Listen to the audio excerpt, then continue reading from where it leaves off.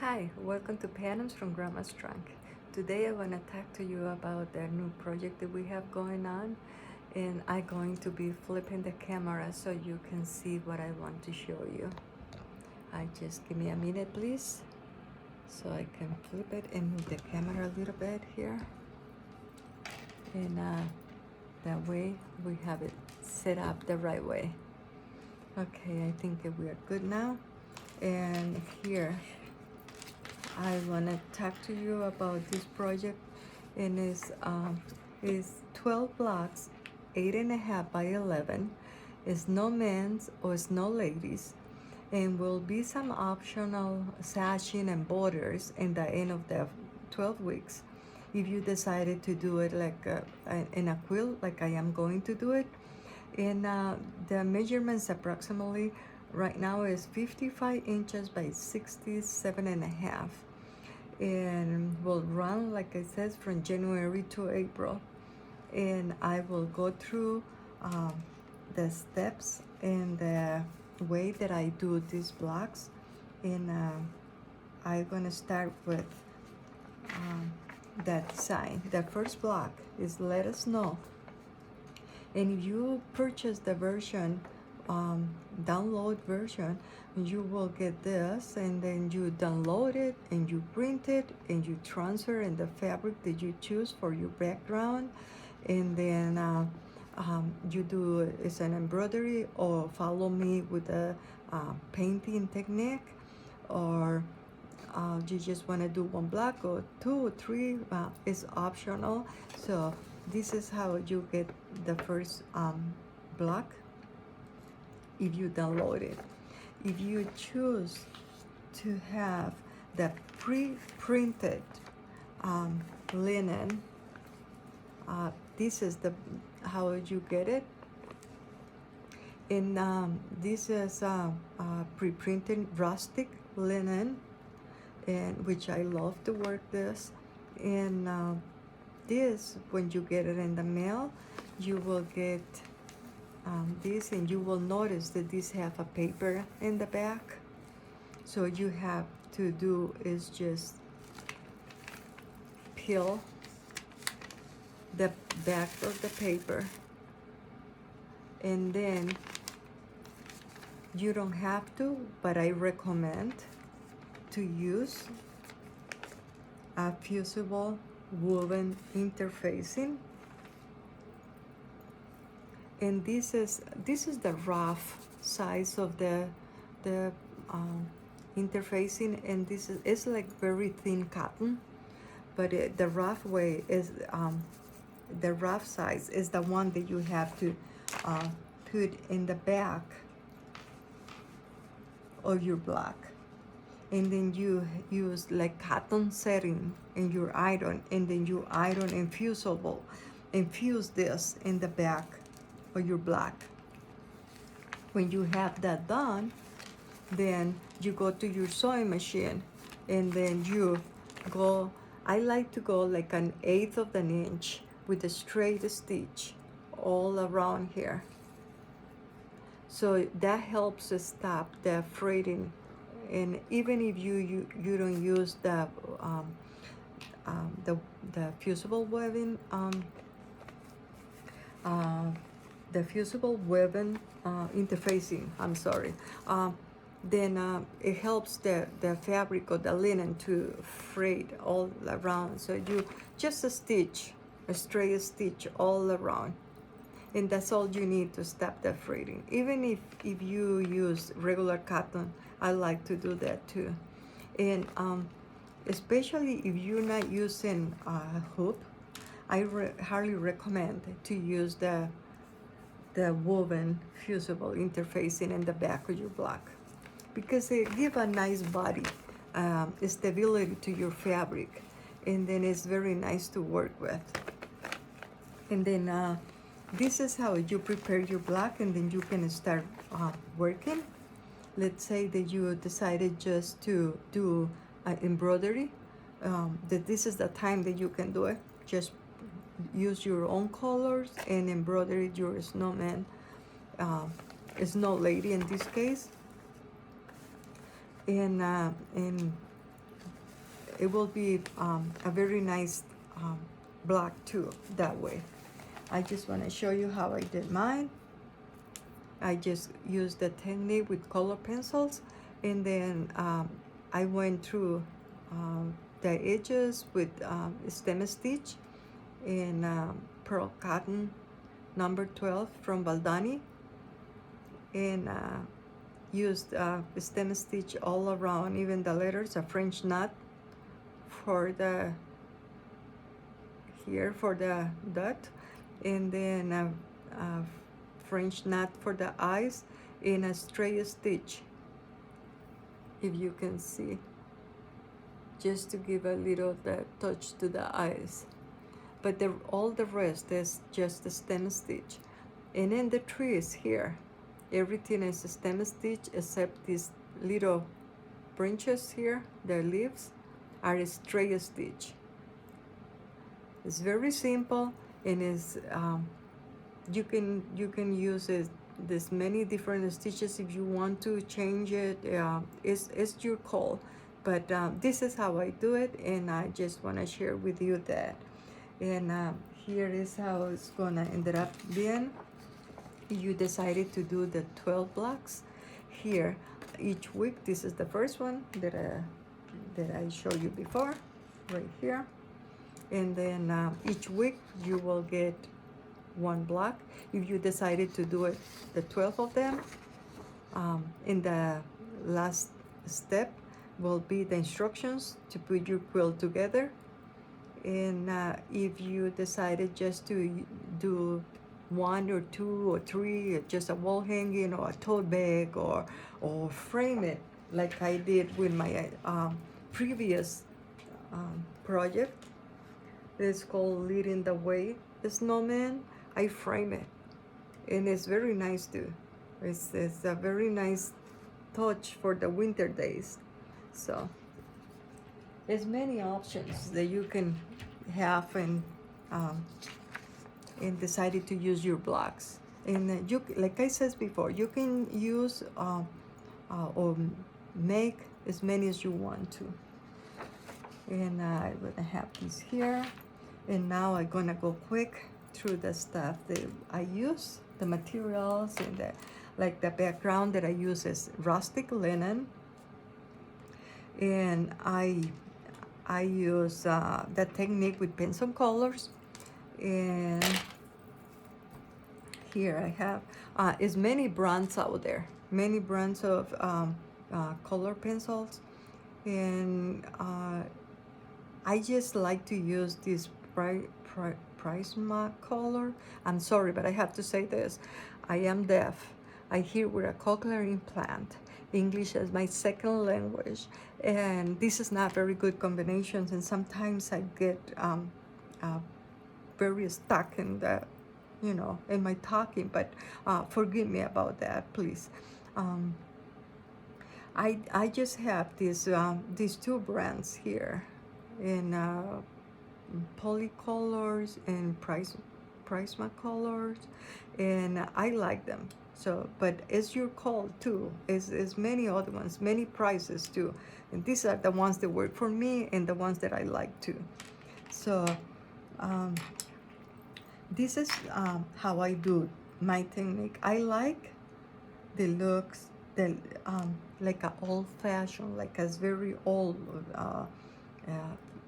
very used, or I don't know. You get the idea with that designing here.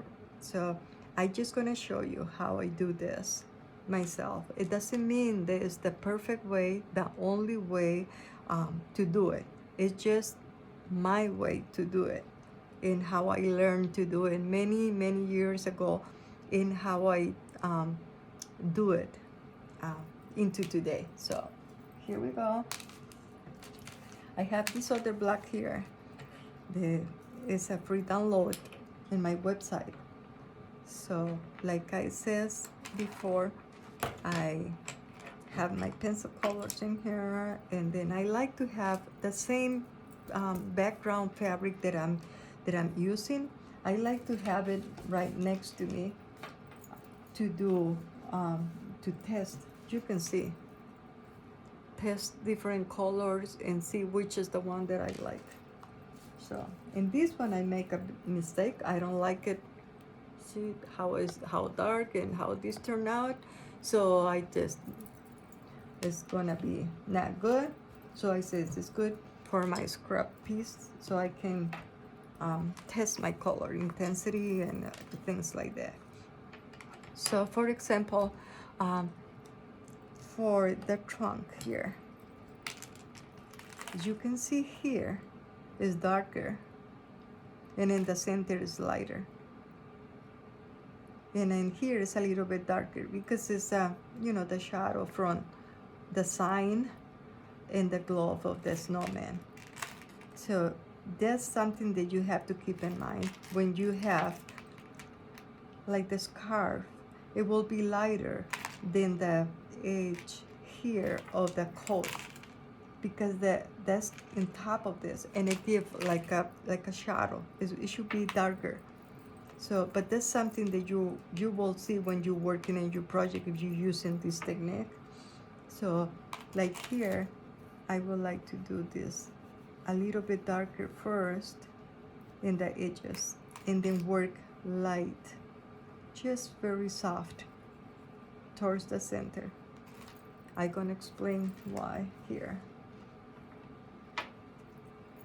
If you get your color and you go dark since the beginning, it's gonna be hard to get to light. You can do it if you use like a eraser or something, but start getting your fabric like fuzzy and I don't know how to say the right word, but like too yeah, like with little pieces of the cotton, you know, poking out or something like that. So what you need to do is just work light first. I'm gonna do it here. Light first, and then you keep going. You know, the pressure that you put in your pencil is what is gonna give you that color. So if you do it very light, it's gonna be light. If you start pushing a little more, then it's gonna be a little bit darker and darker. And then if you have a scrap of material, then you can test how to do it, and how, you know, how you want it. Oh, I like it darker. Oh, I like it lighter. So that's something that you can do yourself, or you probably know already how to do this. So I just go quick like this again, and then light in the center. And it's not too much into it, it's just that. And like I said before, if you want this whole thing dark brown, you just use a strong pressure, you know, in your pencil, or get a darker brown, and then that way you get darker. But this is how I like to do it. And then I use this textile color extender, and I show you here from Jaguar. I hope I'm pronouncing the right way, but this is what is gonna set up, you know, like seal our color in the fabric. So I want to go through the pencil, the brushes, I'm sorry. And then the brushes, I like to use a good quality brushes. So you really have to, you know, be careful if you're using this type of brushes, because they are not cheap. So you really need to take care of your brushes. And I like to have different sizes and thickness, because you know, all depends in the areas that you're working on. You know, like if you need to go in a little corner like this, you need a fine brush. If you working in these areas like this, you can use something like this. So that's all up to you. But I'm gonna show you how I do the textile extender, and it's not much into it, and it's you just go like, you know, load your brush just like that, and then you start in the lights, and then you work the lights towards the dark, and try to do your strokes like this, like to give like a, if this move the color, it just, it gives some dimension to your tree. So if you go like this, it's not gonna look very good, but if you go like this, it will give the, it will follow the, it will follow the how the direction of the trunk, the color, the paint will go. And more like if you're working in something round or something like that, then it will give the volume, I think is how you say it, or if it's a ball or something circular or something like this or something like that. So this is how you do it. And then the same thing for, you know, for this darker, you just put a little bit in there and just, so it's not too much into it. It's just being careful a little bit. And then I always keep a paper, you can see here, to clean my brush until I get into the sink and clean it very good with water, so the brush, you know, stay with me for a long time. So this is how I like to do this technique. Like I said before, it's not the only way, it's not probably the perfect way to do it for too many people, but this is how I learned and how I've been working it and changing in my way over the years. And then I go through some things that you will need to finish this project. Like I said before, I like to use the Baldani threads, pearl cotton. This is number 12 black that I use for this. And then the pencils.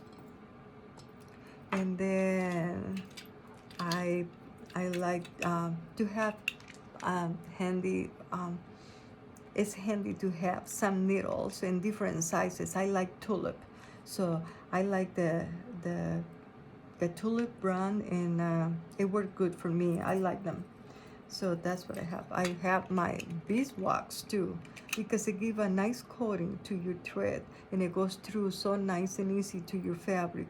I just love it. And that, and then I want to share with you the fabrics that I'm choosing for my quilt, so you have an idea how it's going to look for this.